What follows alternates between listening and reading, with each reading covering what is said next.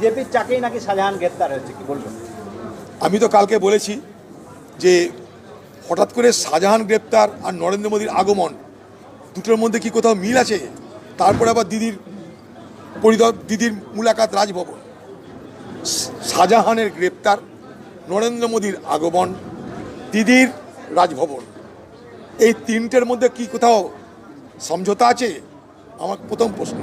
2 নম্বর প্রশ্ন, শাহজাহানের সঙ্গে সঙ্গে সেখানটায় আরও গ্রেপ্তার হয়েছে শিবু হাজরা, উত্তম সর্দার। মোদি তাদের নাম জানেন না?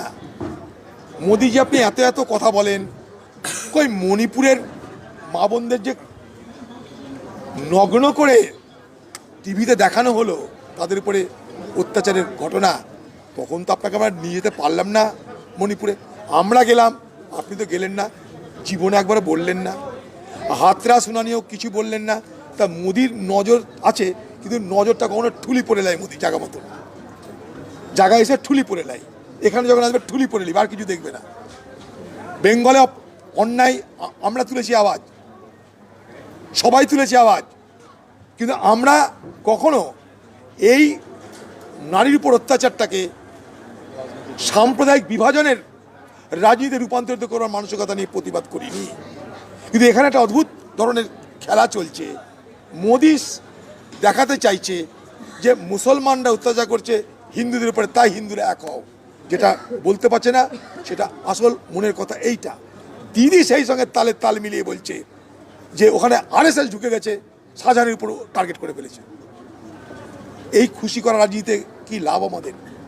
অত্যাচারীকে অত্যাচারী বলো, অত্যাচারিতকে অত্যাচারিত বলো। সে ভারতবর্ষের যেখানে ঘটুক, পৃথিবীর যেখানে ঘটুক। মণিপুর নিয়ে চুপ থাকবো কেন?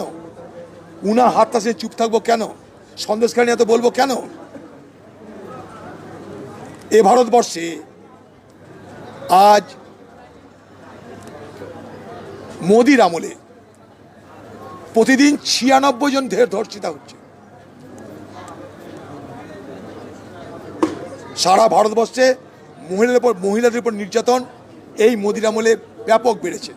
তাতে শিডিউল কাস্ট আছে, শিডিউল ট্রাইব আছে, বাকি সাধারণ মানুষের কথা ছেড়ে দিন।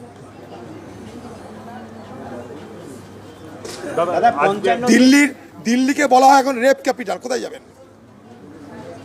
হঠাৎ সন্দেশখালীতে এসে আমাদেরকে নির্বাচনের সন্দেশ খাওয়াতে হবে না। আপনার ইডি কেলানি খেয়ে চলে গেল দিল্লি, তখন জানতেন না সন্দেশখালী ঘটনা? একবার আওয়াজ বেরিয়েছে মুখ দিয়ে, তখন মোদি চুপ করেছিল।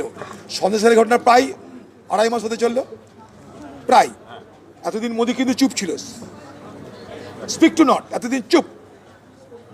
এখন যখন বাংলা এসছে, এখন মোদির সন্দেশখালী মনে পড়েছে। নির্বাচনের সন্দেশ দিবে আমাদেরকে, বিভাজনের সন্দেশ করে দেবে। বাংলার মা বোনদেরকে যারা অত্যাচারী, যারা অত্যাচারী, তাদের কোনো জাত নেই, ধর্ম নেই, বর্ণ নেই, পার্টি নেই, না, তারা অত্যাচারী। কিন্তু তা নিয়ে আমরা সাম্প্রদায়িক বিভাজন রাজনীতি করতে পারি না। সেটা হবে আরেক ধরনের নৈতিক অন্যায়।